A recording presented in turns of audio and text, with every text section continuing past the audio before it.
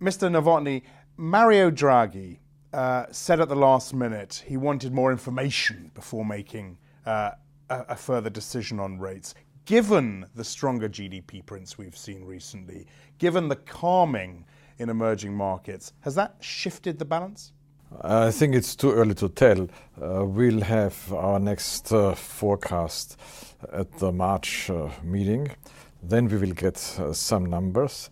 But as we see now, we see a rather positive development.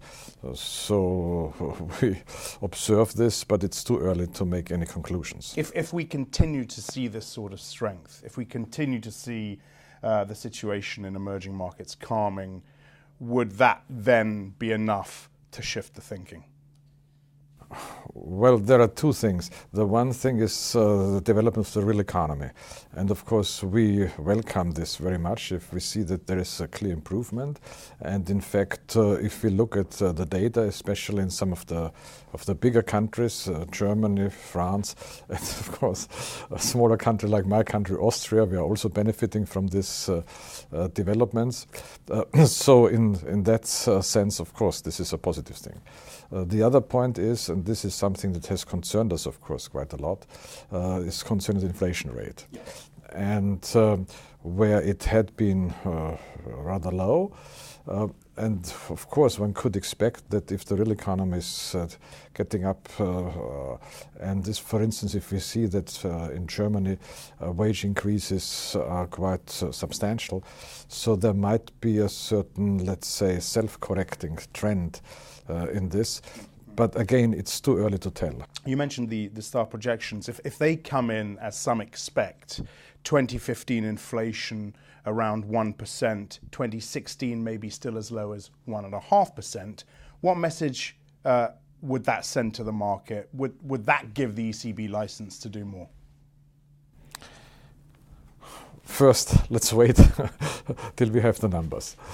Second, I think one has to see how this all fits in with the general developments worldwide. Of course, as you know, the price stability is defined by the ECB as an inflation rate of not more but close to 2%. Yeah. So that would mean we are, of course, below our goal. And as you said yesterday, failing in your goal of price stability. Right? Yes, but of course also one has to say the main aspect that we have to consider is the stabilization of inflation expectations. And here we see that they are rather stable at about 2% in the medium term. So we will see whether this really needs some specific action, or whether we could take a position that we see a correction mechanism underway, and then there would be a merit for waiting and looking how these things are developing. But back to my question, 1% 2015, 1.5% 2016 would prompt action, right? Well, I think yes, we would be, of course, below our goal. Of course, the goal is a medium-term goal. It's not for one single year. So there would be a discussion about that.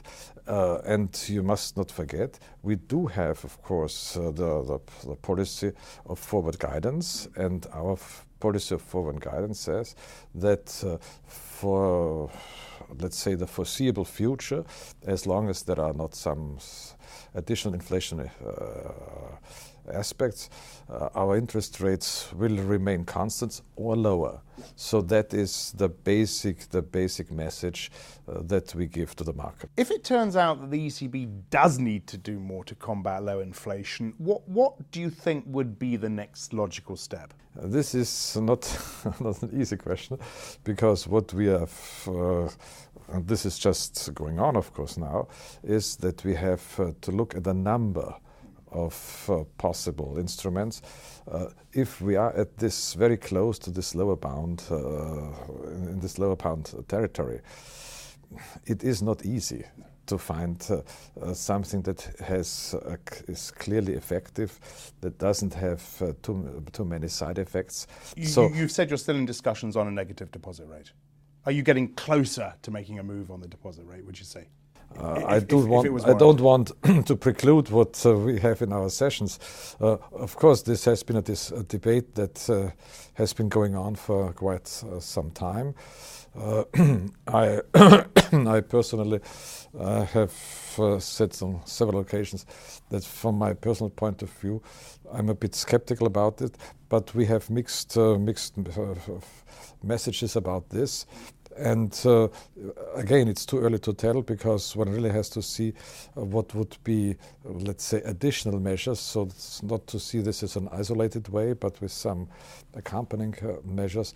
And is it needed at all? So this is something that is still open for discussion. How worried are you by the level of the euro, the current level of the euro, and the strength of the euro? Well, we have seen an appreciation of the euro. Not in a degree that is already, let's say, alarming, but the basic policy, of course, of the ECB is we do have our goal is with regard to price stability. We do not have a goal with regard to the exchange rate.